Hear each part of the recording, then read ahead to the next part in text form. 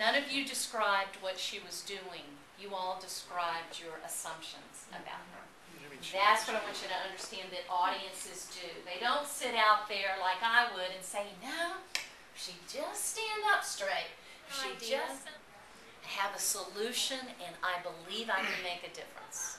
My style conveys that long before you're going to look through my 20-page business plan. You got 6 minutes to help me believe that you believe it.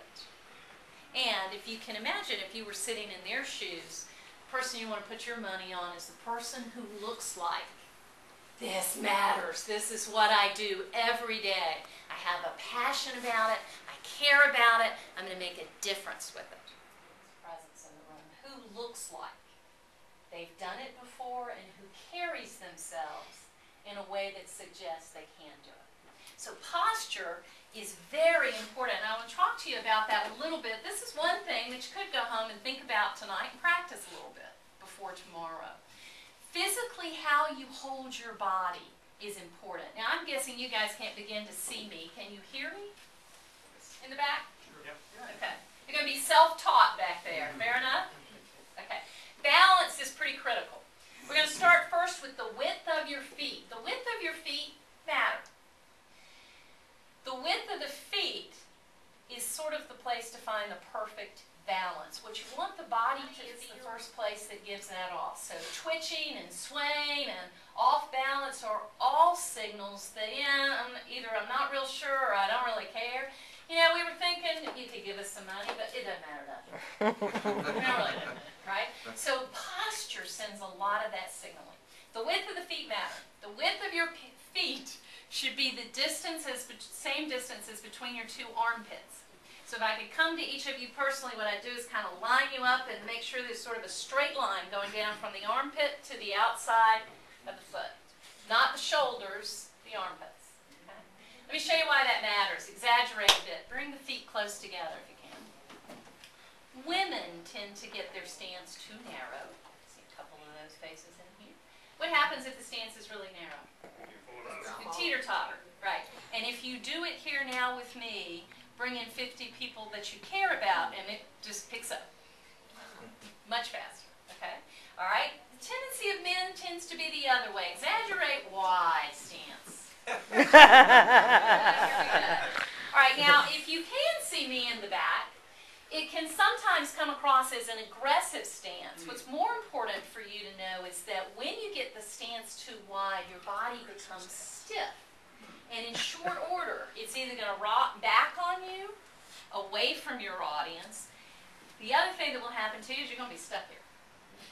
Because you can't do it from where you are. You may be able to see me do it. If I'm standing in front of a group and I decide I want to take a couple of steps towards you,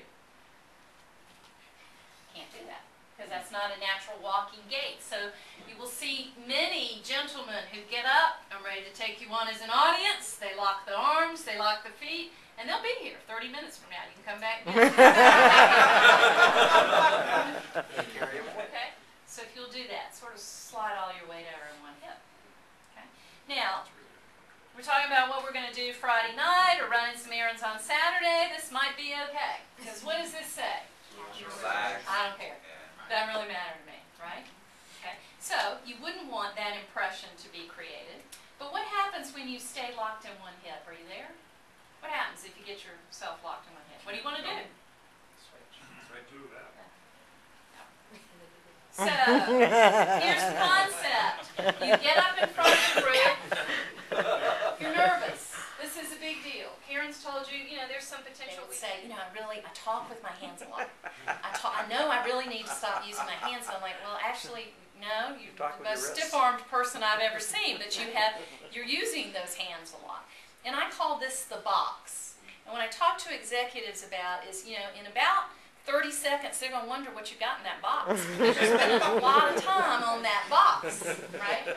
All right, well, this whole idea is trying to pull an audience to you. You want them to focus on your face, to hear you, to really get engaged in this message.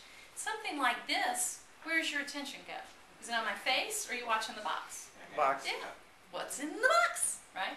So what you try to learn to do is to use the whole arm. You're trying to prevent this from happening. And the way that you do that is if you'll get them relaxed and think in terms of the whole arm operates from way in the shoulder. So the only time the hands really get in trouble is when they get locked at the elbows and this stuff starts to happen.